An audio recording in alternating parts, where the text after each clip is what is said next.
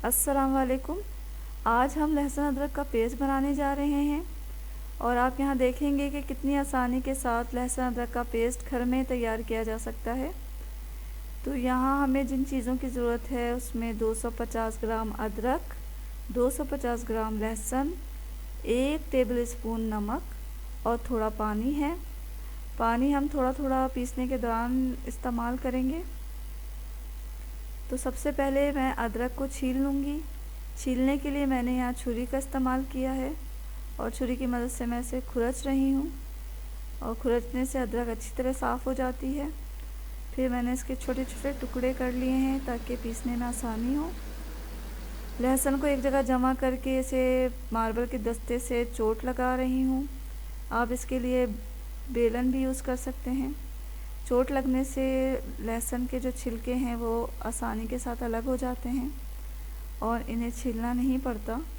तो यहाँ देखें कि किस तरह लहसुन के छिलके उतर चुके हैं।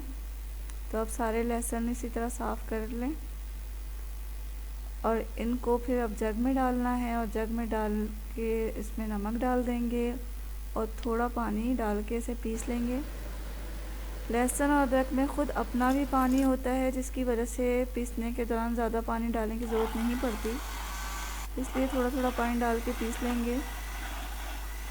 नमक से जो है लहसुन अदरक का पेस्ट जो है वो अपना कलर बरकरार रखता है और इसका कलर ख़राब नहीं होता। तो कुछ ही देर में हमारा पेस्ट तैयार हो गया है। अब मैं इसे शीशे के जार में रख रही हूँ। आप इसे स्टील के बर्तन में भी रख सकते हैं और अगर आप इसे फ्रीज़ करना चाह रहे हैं तो प्लास्टिक की बोतल या प्लास्टिक की थैलियों में डाल के इसे फ्रीज़ करें।